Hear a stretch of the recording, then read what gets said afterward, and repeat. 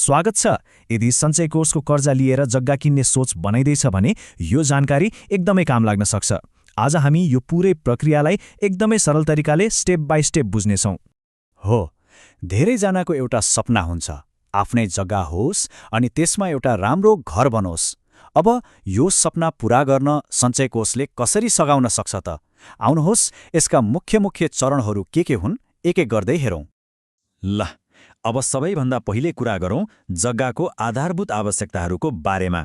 मतलब के कुरामा ध्यान दिनुपर्छ त? आखिर प्रक्रियाको पहिलो खुड्किलो नै सही जग्गा छान्नु हो। कर्जा पाउनका लागि किन्न लागिएको जग्गामा के कस्ता मिनिमम रिक्वायरमेन्ट्स पूरा हुनै पर्छ, अब त्यही हेरौँ। सबैभन्दा पहिलो र महत्त्वपूर्ण नियम नै लोकेसनसँग जोडिएको छ। कुरो के हो भने सञ्चय कोषले आफ्नै तोकेको निश्चित कार्यक्षेत्रभित्र मात्रै कर्जा दिन्छ। त्यसैले किन्न खोजेको जग्गा त्यही एरियाभित्र पर्नु एकदमै जरुरी छ।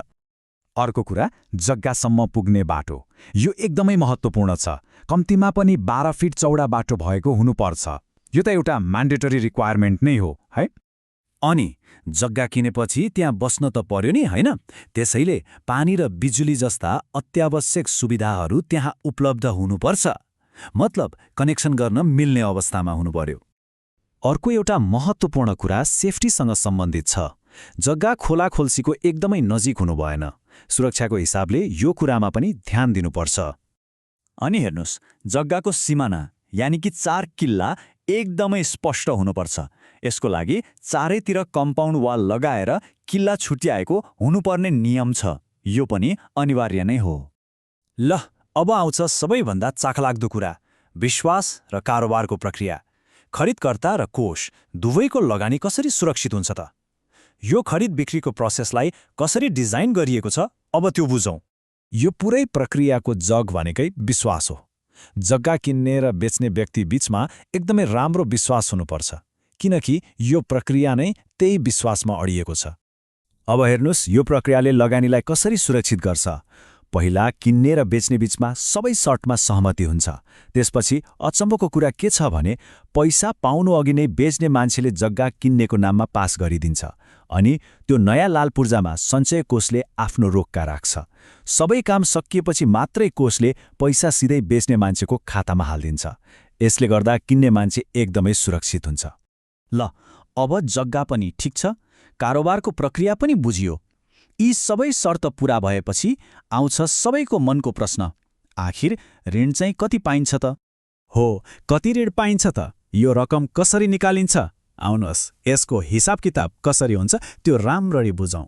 ऋणको रकम यत्तिकै मनलाग्दी तरिकाले तय हुँदैन। यसको लागि एउटा आधिकारिक मूल्याङ्कन प्रतिवेदन यानि कि भ्यालुएसन रिपोर्ट चाहिन्छ।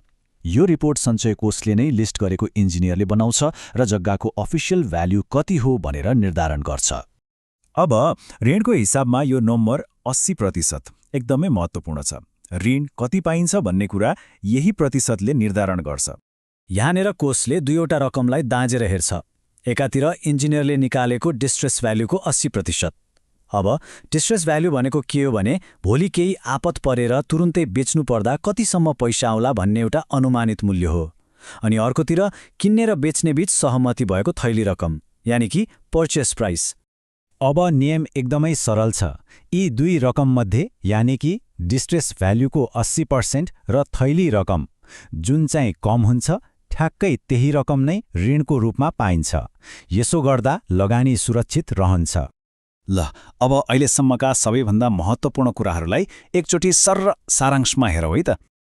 खासमा मुख्य कुराहरू यी नै हुन्। पहिलो, जग्गाले बाटो, सुविधा र लोकेसन जस्ता भौतिक मापदण्ड पूरा गरेको हुनु पर्यो। दोस्रो, पैसा दिनुभन्दा पहिले नै जग्गा नाममा आउने भएकोले कारोबार एकदमै सुरक्षित छ। तेस्रो, ऋणको रकम इन्जिनियरको मूल्याङ्कनमा भर पर्छ। र अन्त्यमा ऋण चाहिँ डिस्ट्रेस भ्याल्युको 80% वा थैली रकममध्ये जुन कम हुन्छ त्यति नै पाइन्छ। यति कुरा बुझेपछि धेरै स्पष्ट हुन्छ। यो पुरै प्रक्रिया बुझिसकेपछि जग्गा किन्ने बाटो पहिलेभन्दा धेरै स्पष्ट हुन्छ। र जब बाटो स्पष्ट हुन्छ, आफ्नो सपनाको सम्पत्तितिर पहिलो कदम चाल्न पनि निकै सहज हुन्छ, हैन त?